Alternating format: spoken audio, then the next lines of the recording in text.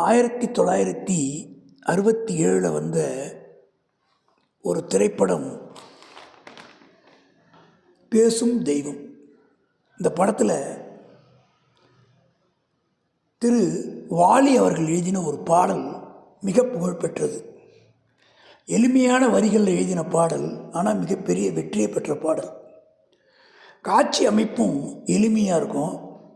திரு KS Gopalakrishnan அவர்களுடைய இயக்கத்தில் வந்தது. திருமிகு KV மகாதேவனுடைய அற்புதமான இசை, திரு TM சௌந்தரராஜன் அவர்களுடைய இனிய குரல், பாடல் அவ்வளோ அழகாக இருக்கும். ஒரு அழகான பொருள் இருக்குது, அதுக்கு பக்கத்தில் அதை விட அழகான பொருள் வச்சுட்டா முதல்ல அழகாக இருந்த பொருளுடைய பவர் குறைஞ்சி போகும். அந்த மாதிரி ஒரு இயற்கையான அமைப்பு, ஒரு நதி, பின்னாடி மரங்கள், பில்டிங், இப்படிலாம் காமிக்கும்போது அது ஒரு அழகாக இருக்குது. அதுக்கப்புறம் திருமிகு சிவாஜி கணேசனுடைய முகத்தை பார்த்த உடனே அந்த அழகு குறைஞ்சி சிவாஜி கணேசனோட அழகு அதிகமாகிடுது. அந்த படத்தில் பத்மினி அம்மா நடிச்சிருப்பாங்க. அவங்க முகம் ரொம்ப அழகாக இருக்கும். ஒரு அற்புதமான ஒரு காட்சி அமைப்பு. காதல் எப்படி பண்ணுறதுன்னு நாகேஷ்கிட்ட கேட்பார். எப்படிப்பா எழுதி ஆரம்பிக்கணும் அப்படின்னு கேட்பார். எதையோ ஒன்று எழுத ஆரம்பித்து வலது கால் எடுத்து தண்ணியில் விடு அப்படின்னுவார் நாகேஷ். அந்த பொண்ணு வர்ற மாதிரி அப்படின்னுவார். எங்கப்பா வரா, கற்பனை பண்ணு, பொண்ணு வர்ற மாதிரி கற்பனை பண்ணு, லவ் லெட்டர் எழுதுறதுக்கு நோட்டு வேறு எடுத்தாந்துட்டியா அப்படின்னு கேட்பார். எப்படிப்பா ஆரம்பிக்கணும், ஏண்டா இப்படி ஆரம்பிக்கலாமா, அட அந்த வேலைலாம் எனக்கு தெரியாதுப்பா, லெட்டர் எழுத்து கொடுத்தா நான் கொண்டு போய் கொடுப்பேன், அவ்வளோதான் அப்படின்னுவார். ஏன்பா இப்படி எழுதலாமா, கண்ணே, ஆமாம் கண் அழகாக இருக்குது, மூக்கு காது அழகாக இல்லை அப்படின்னு நினச்சிக்க சொல்கிறியா, சரிப்பா அதெல்லாம் வேணாம், எல்லாத்துக்கும் சேர்த்து அன்பே அப்படின்னு எழுதட்டுமா, இதெல்லாம் முன்னாடியே நிறையா பேர் எழுதிட்டாங்கப்பா, அதை கொடுப்பா. குயில்னு எழுதலாமா, ஆமாம் கருப்பாக இருக்குன்னு எழுது. ஏன்பா அந்த பொண்ணு எலும்பிச்சம்பழ கலர்ப்பா, அழகாக இருப்பாப்பா. ஆரம்பிச்சிட்டேன், எலும்பிச்சம்பழமே, ஓகேவா, எப்பா எலும்பிச்சம்பழமே ஆரம்பித்து கடாரங்கா ஊறுகாயன்னு முடி, உன் கதை நல்லா இருக்குது. லெட்டர் எழுத தெரியலன்னு நீ எல்லாம் ஏன்ப்பா லவ் பண்ணுற, சரிப்பா நீ ஒன்றும் தேவையில்லை போ, நானே எழுதிக்கிறேன். ஏன்பா இன்னைக்குள்ளே எழுதி முடிச்சிருவியா, நீ எப்போ கொடுப்ப, நீ எப்போ எழுதி முடிப்ப, எவ்வளோ சீக்கிரம் எழுதுமோ எழுதி கொடுக்குறேன், சரி நீ கொடு, நாளைக்கு காலையில் பஸ்ஸில் போய் ஃபஸ்ட்டு டெலிவரியாக கொடுத்துட்றேன்.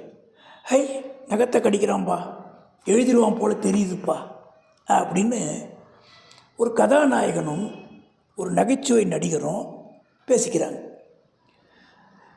பேசிட்டு அந்த நகைச்சுவை நடிகர் கிளம்பின உடனே கதாநாயகன் வந்து அடுத்தபடியாக பாட்டை எழுதுகிறார். என்ன, நான் எழுதுறது கடிதம், அதை கடிதம் நினைக்காது, அதை எழுத்துன்னு நினைக்காது, அது என்னுடைய எண்ணம். நான் அனுப்புவது கடிதம் அல்ல, உள்ளம், அதில் உள்ளதெல்லாம் எழுத்தும் அல்ல, எண்ணம் உன் உள்மனதை கொள்ளை கொள்ள, நான் அனுப்புவது கடிதம் அல்ல, உள்ளம், அதில் உள்ளதெல்லாம் எழுத்தும் அல்ல,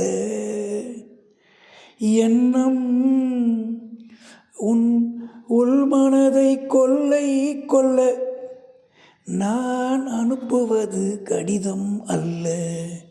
இந்த பாட்டில் பாடல் முழுக்கவே போட்லேயே முடிஞ்சிடும். திரு சிவாஜி கணேசன் அந்த போட்டு ஆரம்பத்தில் உட்காந்து எழுதுவார், அப்புறம் அந்த போட்டில் எழுந்து நிற்பார், அந்த போட்டு கொஞ்சம் உள்ளே போகும், திரும்பி போட்டில் வரும், போட்லேயே இருந்து அவருடைய கவிதை ஃபுல்லாக முடிப்பார்.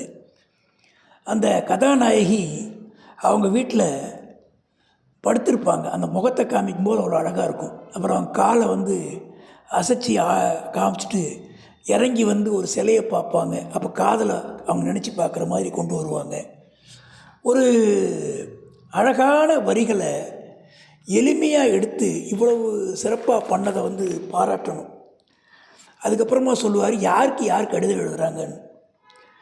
நிலவுக்கு வான் எழுதும் கடிதம், நீருக்கு மீன் எழுதும் கடிதம், நிலவுக்கு வான் எழுதும் கடிதம், நீருக்கு மீன் எழுதும் கடிதம். நிலவுக்கு வான் எழுதுதான், நிலவுக்கு வானத்துக்குள்ள நிலவு எழுதுது, மீன் வந்து தண்ணிக்கு எழுதுது. மலருக்கு தேன் எழுதும் கடிதம், மங்கைக்கு நான் எழுதும் கடிதம், மலருக்கு தேன் எழுதும் கடிதம், மங்கைக்கு நான் எழுதும் கடிதம், எழுதி அனுப்புவது கடிதம் அல்ல, உள்ளம் அதில் உள்ளதெல்லாம் எழுத்தும் அல்ல, எண்ணம் உன் உள்மனதை கொள்ளை கொள்ள, நான் அனுப்புவது கடிதம் அல்ல. இது வரைக்கும் அழகாக சொல்லுவார். நான் அனுப்புறது கடிதம் இல்லை, இன்னன்னார் இப்படி இப்படின்னு அந்த முகமே வந்து அழகில் இருக்கும். அந்த நதியில் அவர் அழகாக அந்த போட்டிக்கிட்டு போகிறது, அந்த பேக்ரவுண்டில் அந்த நதியோட அழகை காமிக்கிறது எல்லாமே பார்க்க கண்கொள்ளா காட்சியாக இருக்கும். அதுக்கப்புறமா வந்து அவர் சொல்லுவார், எத்தனையோ நினைத்திருக்கும் நெஞ்சம், ஏட்டளவில் சொன்னதெல்லாம் கொஞ்சம், எத்தனையோ நினைத்திருக்கும் நெஞ்சம், ஏட்டளவில் சொன்னதெல்லாம் கொஞ்சம், என் மனமோ உன்னிடத்தில் தஞ்சம், என் மனமோ உன்னிடத்தில் தஞ்சம், உன் மனமோ நான் துயிலும் மஞ்சம், நான் அனுப்புவது கடிதம் அல்ல, உள்ளம் அதில் உள்ளதெல்லாம் எழுத்தும் அல்ல, எண்ணம் உன் உள்மனதை கொள்ளை கொள்ள, நான் அனுப்புவது கடிதம் அல்ல. நல்ல அந்த போட்டில் அழகான ஒரு சீனுமே நல்ல அற்புதமாக இருக்கும் பார்க்குறதுக்கு. பத்மினியுடைய முகத்தை நம்ம இப்போ பார்க்குறோம், ஒரு அழகான முகம்.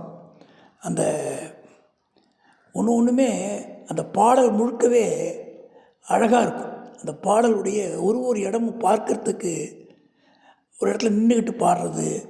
ஆனால் அந்த போட்லேயே எடுத்து அந்த பின்பக்கம் நல்ல மரம் செடிகளோடு அழகாக எடுத்து ஒரு காதல் கவிதையை எப்படி எழுதணும் அப்படின்னு கற்பனை பண்ணி அதை அழகாக வந்து எடுத்துருக்க ஒரு பாடல்.